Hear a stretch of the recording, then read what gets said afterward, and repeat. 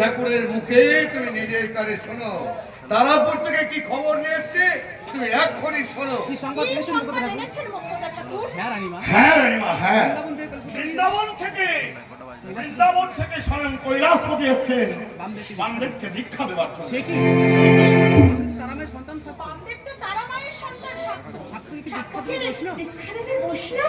তোমার মনে হয় জানা নেই রানী, মা তারার প্রথম পূজারী বুদ্ধ অবতারী শ্রী বিষ্ণুই নিয়ম করে গেছেন বৈষ্ণব তত্ত্ব বীজ মন্ত্র ছাড়া কোন সাত্তরী কুলকুণ্ডলী জাগ্রত হবে না। কিন্তু আমার পূর্বপুরুষ তারা সাধক লিখে গেছেন ভগবান বুদ্ধ মহেশী বৈশিষ্ট্য ইনারা তারামায়ের দেখা পেলেও তারামায়ের তৃতীয় নয়নের আলোক জ্যোতি দর্শন করেছিলেন। ওনাদেরও তারামায়ের পূর্ণ রূপ দর্শন হয়নি।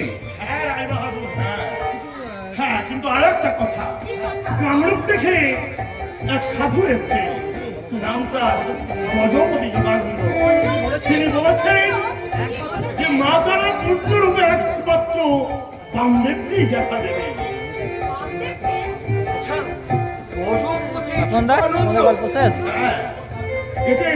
যিনি বলেছেন এবং তার কথায় সহজ সরল ব্যাখ্যা দিয়ে বোঝা যায় যে মা তারাই হচ্ছে একমাত্র বামদেবের দর্শনার্থী।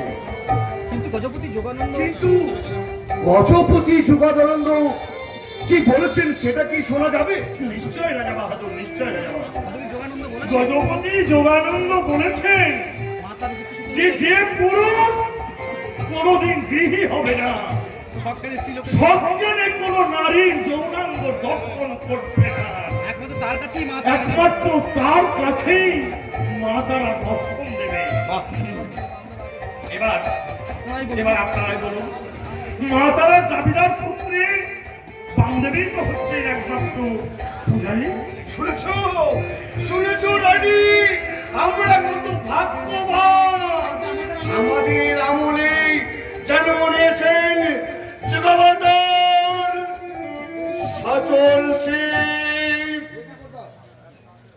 শ্রী শ্রী মত্ত ভৈরব কামাখ্যা। বলেছেন যে এই তারাপুরের মাটিতে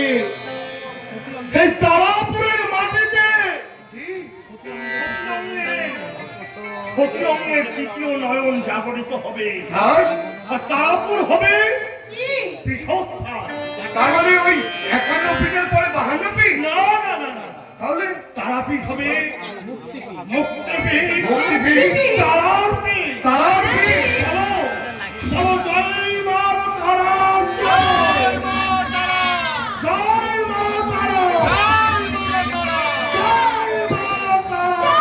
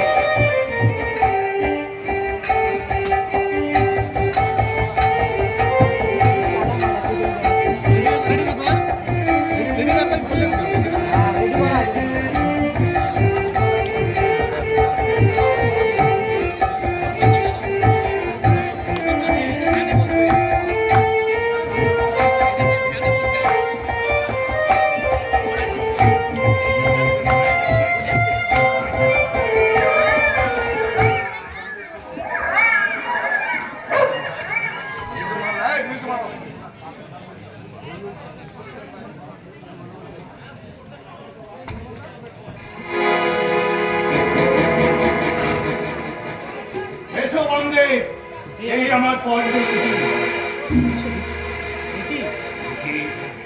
যেখানে সূর্যের আলো ঢুকতে পারে না সেখানে তো আলো কোথাতে তৈরি করতে সবই মা তারার ইচ্ছা।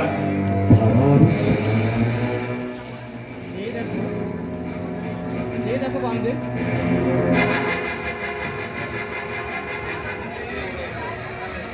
চেয়ে দেখো বামদেব, কৈলাসপতি চেয়ে দেখো বামদেব।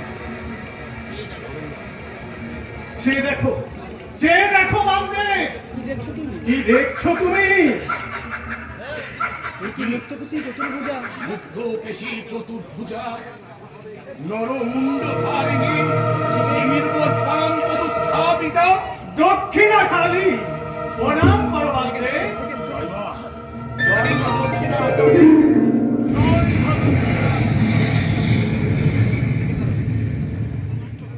আবার একটা দাও, পরটা।